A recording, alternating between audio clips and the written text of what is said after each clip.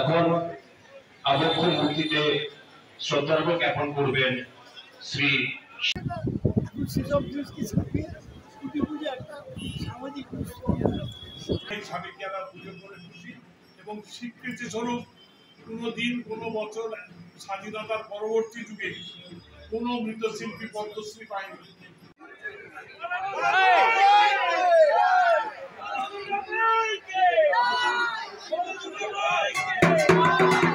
Hello friends, welcome to my channel. আমি অভিষেক আর তোমরা দেখছো এবং অভি।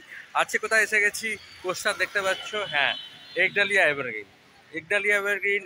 আজ এই 14ই জুন কিন্তু একটা স্পেশাল ডে, আর সেই স্পেশাল ডে ওরা আরও স্পেশাল করে তুলছে প্রতি বছর, কারণ আজকের দিনে সুব্রত মুখার্জি জন্মদিন। আর এই জন্মদিনের দিন তারা কিন্তু তাদের খুঁটি পুজো এখানে সম্পূর্ণ করে থাকে।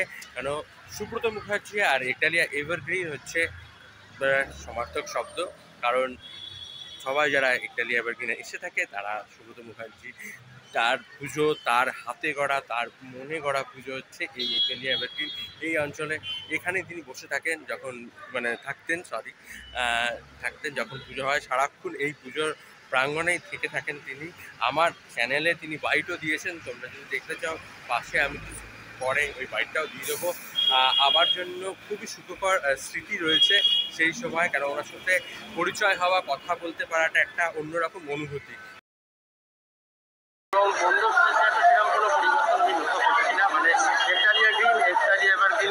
পরিবর্তন আমরা চণ্ডীর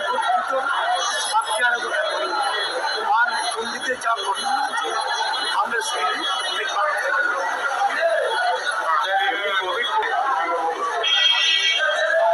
অনেক সামাজিক আপনারা পুজো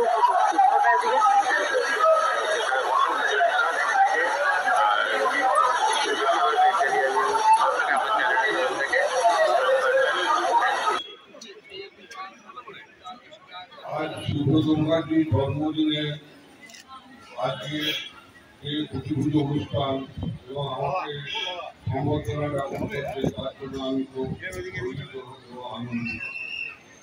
সুব্রত মুখার্জির পুজো আসলে আমার মনে হয় যে বৈশাখ বৃহস্পতিবার যে উপলক্ষে জামাই ষষ্ঠী আগে পরে আর প্রধানকে যেহেতু চলে আসে, এখনো আমাকে আমার এবছরও মনে হয়েছিল যে আমার বলে ডাক করবে।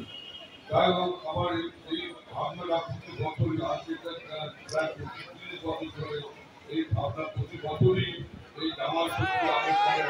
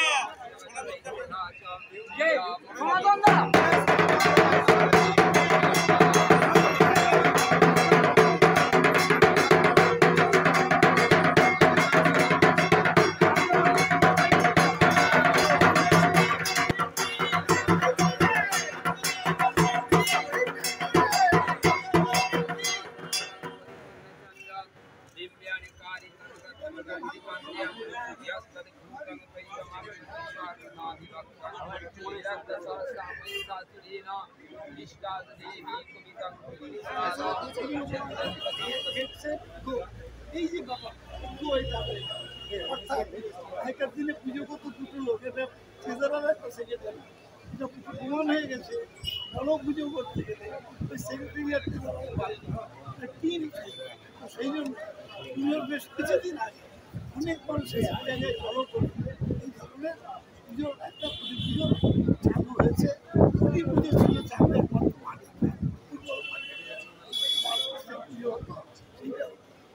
এখন সেটা এখন সেসব জিনিসকে ছাপিয়ে ছুটি পুজো একটা সামাজিক দেখতেই পারলে জাস্ট স্থাপন হলো। আর খুঁটি স্থাপনের সাথে তোমাদের থিমটাও বলে দিচ্ছি, এবছরে একডালিয়া এভারগ্রিনে কিন্তু হতে চলেছে ভারতবর্ষ তথা পৃথিবীর অন্যতম সেরা স্থাপত্য শিল্প পুরীর মন্দির। হ্যাঁ, জগন্নাথ ধাম হচ্ছে এবছর এই কলকাতা শহরের দিকে।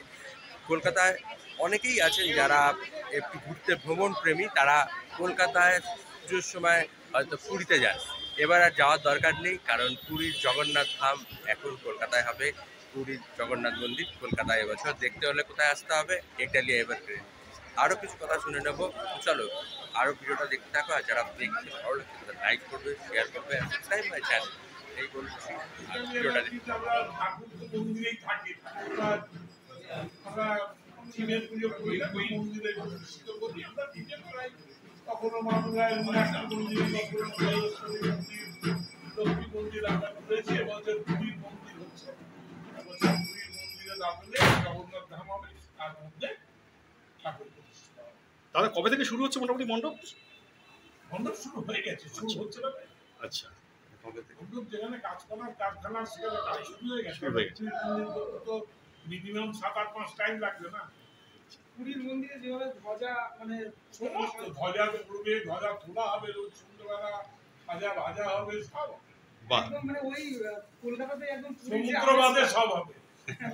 না, জনসমুদ্র তো থাকছেই, মানে আমি বলছি জলের সমুদ্র না থাকলেও জনসমুদ্র তো থাকছেই। কলকাতাতেই পুরী দেখতে পাবো আমরা থ্যাংক ইউ। মণ্ডপে আপনারা প্ল্যান করছেন কোনটা পুরী মন্দিরটা যে বানাবেন কতটা উচ্চ সেটা বলা যাবে না। বলবো করার পর দাদা বলতেন যে একদম দিনের পুজো নয়, সাবেকি পুজো হবে,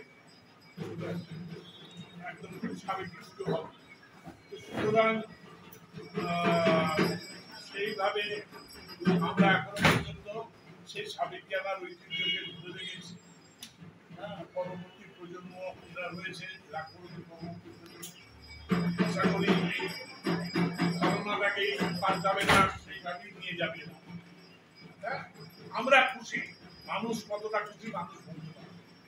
আমরা এই সাবেকিয়ানা পুজো করে খুশি এবং স্বীকৃতি স্বরূপ কোনোদিন কোনো বছর স্বাধীনতার পরবর্তী যুগে কোনো মৃৎশিল্পী পদ্মশ্রী পায়নি, মানে এই সেক্টরে দেওয়া হয়নি।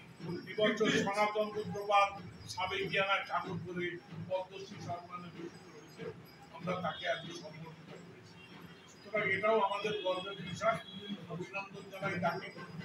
সেইভাবেই অনেক ধন্যবাদ। অনেক ধন্যবাদ। দেখতেই পাচ্ছ বন্ধুরা, খুঁটি স্থাপন হয়ে গেছে। খুঁটি স্থাপনের পরে কিন্তু আর পুজোর ঘন্টা বেজে যাওয়া। হ্যাঁ, এই একডালিয়া এভারগ্রিন মানে কলকাতার বা দক্ষিণ কলকাতা শুধু বলবো না, সারা পশ্চিমবঙ্গের অন্যতম সেরা পুজোর মধ্যে একটা। আর তার নাম একডালিয়া এভারগ্রিন। এভারগ্রিন সবসময় এভারগ্রিন থাকবে, কারণ এখানে সেই গৌতম মুখার্জি রয়েছে, মানে তার সূক্ষ্ম শরীর তার সবসময় পুজোর সাথে জড়িয়ে থাকবে। আর আজকে খুঁটি পুজো হয়ে গেল, ধীরে ধীরে মণ্ডপ প্রস্তুত স্টার্ট হবে। প্রতি বছরই এই 14ই জুন তার জন্মদিন কিন্তু স্মরণীয় হয়ে থাকে। একডালিয়া এভারগ্রিন এইভাবেই কিন্তু পালন করে তাদের জন্মদিন। তো এই বলেই আমার ব্লগ আজকে শেষ করব। যারা একডালিয়া এভারগ্রিনে আসো প্রতি বছর তারা কমেন্ট করো, যারা এখনও পর্যন্ত আসেনি তারা কি এবছর আসছে 2024-এ? হ্যাঁ, তাহলে কমেন্ট করে ফেলো আর জানিয়ে দাও তোমার একডালিয়া এভারগ্রিনের অভিজ্ঞতা। এই বলেই টাটা হচ্ছি, আবার দেখা হবে আবার নেক্সট ব্লগে। ততক্ষণ পর্যন্ত টাটা।